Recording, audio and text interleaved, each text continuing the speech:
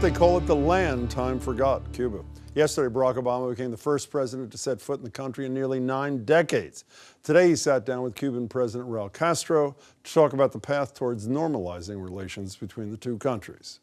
After more than 5 very difficult decades, the relationship between our governments will not be transformed overnight. We continue, as President Castro indicated, to have some very serious differences, including on democracy and human rights. Just a few hours before Air Force One landed in Cuba, dozens of protesters were arrested. They were members of a group called Ladies in White, who demonstrate each week, speaking out against human rights violations and other repressive tactics of the Cuban government. Obama plans to meet with members of the group tomorrow. Meanwhile, many American tourists begin to make plans to visit the island nation. Joining me to discuss what they'll find are Sally Jacobs, former Boston Globe reporter, who's visited Cuba 3 times over the past 20-plus years and is getting ready for her 4th trip. Sally, it's nice to see you.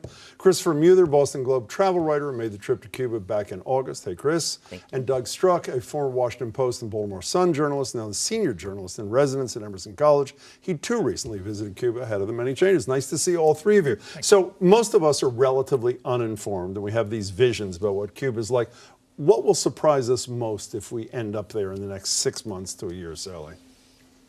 How different some aspects of Cuba are from what you see on TV. Like how so? You know, you look at downtown Havana, you hear all the tourism, all the hotels. You go outside of Havana very far, go out half an hour, you find incredible poverty. You find huge disparities between black and white. You find all kinds of things that you don't hear about in Havana. What a surprise, according to you, Chris? I mean, some of the biggest surprises was the dichotomy within Havana itself.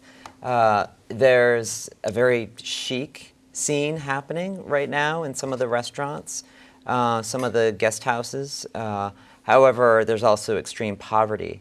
You know, people go on tours and they'll go and they'll see the pastel buildings and the old cars, and they're charmed by it. But as I'm sure you saw, Sally, you walk a few blocks away and there are trees growing through houses. The places are crumbling. It looks like a war zone. So I feel like there are some areas, World Heritage sites, where the government has money to make these improvements, and they've done it, and those are the areas that we've all seen images of. But outside of that is the real Cuba. So you're going to make it unanimous? The 2 Cubas, to paraphrase John Edwards, I guess, about a different nation? Is that what will strike us most? It's true, although it is an autocratic place, and one of the things that I find different about that autocratic place than other autocratic places is there's so much joy and so much music going on that it really is a fun place to be. But yes, there is 2 Cubas and there is a lot of disparity. I looked at the environment while I was there, and one of the themes is that because of the embargo, the environment is pristine. Well, it's not in places. It's really not. But you know, one of the major selling points to the U.S., and you raised this in a piece you wrote, Doug, I think you've all touched upon it, is one of the wonderful things about our involvement, for those who are supportive of what the president has done, is we're going to relieve people who are in dire poverty, fix what ails them. But others are writing, all it's going to do is accentuate the divide. Where do you fall on this? I think it's sort of like the trickle-down theory of economics that the Republicans have been pushing for a long time, that it will not really benefit the folks on the lowest ladders. Maybe there will be jobs that there aren't there now. Maybe some of the currency will seep down into the pesos that are used in everyday life, but it's going to benefit the folks who have the money, have the connections, and they're on the top rung. So the most painful part of what exists now, according to you 3, is going to be made worse by an invasion of American tourists. Is that where you're going? I think it has a real possibility of that, yes. Anybody disagree with that? I think there's a little variation on that, which is the division between black and white is becoming more pronounced. You know, after the revolution, there was a certain equity. The government provides various things, education, healthcare. You know, there was a certain parity to everything. With remittances, you can now send more. It's gone from, I think, 2,000 to 8,000 that people can send back to Cuba. Well, most of the people that left Cuba after the revolution were white because they had property. They had things to lose. Many of the people of color stayed there. Whites are more than 2.5 times more likely to get remittances in Cuba than are blacks. Now, that's the money that's being used to open up paladars for the casas. That's the capital, the seed money. Most people of color don't have that. So those are restaurants and yes, sorry, they're restaurants and houses. Sort of, and any kind of little small micro business, which is now legal, is much more heavily dominated by whites than blacks, and it's getting wider all the time. So economic divide and racial divide. You politely raised your hand, Chris, when I said, does anybody disagree with Doug? So you want to respond? Well, I agree with the trickle-down idea, but I also feel like it can only help, and people were so optimistic when I was there. People were so eager to talk to me about the sanctions being lifted, and actually they wanted to know what I thought, if they would stick. A lot of the people who I encountered, for instance, tour guides, I had one who was a linguistics professor who left because he was making $20 a month, which I think tends to be standard there. And he was making much more giving tours of the Hemingway House. So I feel like the more tourism opportunities there are for people, the more some people might be able to engage. I still feel like there will be that divide that Sally was talking about.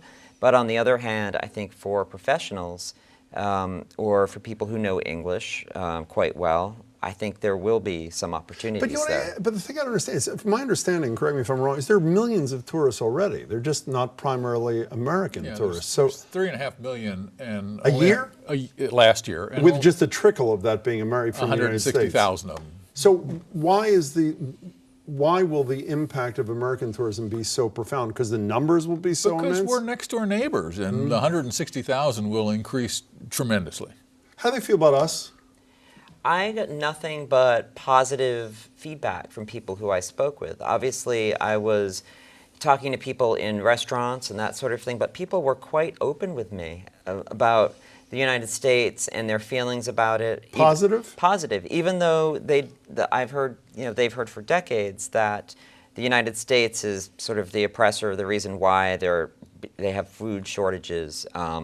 People did not necessarily feel that way. They didn't feel animosity, is the sense that I got. Is the government and the American people, are they viewed as different entities or no? No, I think yes and no. I think they're just feeling optimistic about the arrival of Americans and what it means, because as I'm sure we've all seen, when you're there are food shortages. You can't get peanut butter. You can't get.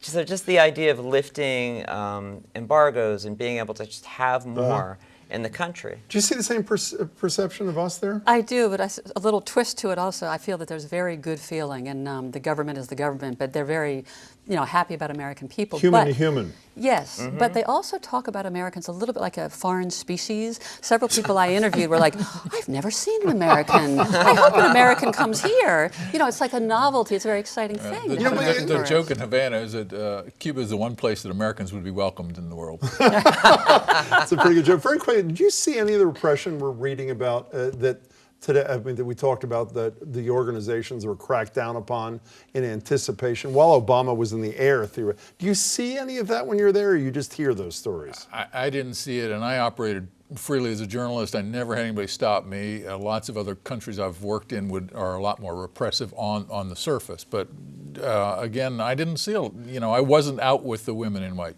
Quickly, did you see it? I mean, what I saw was vestiges of, it's a communist country, and so you drive and you'll see billboards for Castro. Those are the only billboards you see, and some of them were anti-American billboards. And that was really the only thing that I saw. Do you see it at all? The Damas de Blanco are a fixture. They're out every Sunday, and everybody knows about them. And you ask people, and they're quite divided, is this a good thing or a bad one? So, yes, I did see them there, and there was a police presence, but I didn't see people dragged away. Sally, it's nice to see you. Thank you so so much. much. I think the Gronk Party Cruise is going to go there next year. I hope so. Nice to see you. Thanks very much. Thanks so much.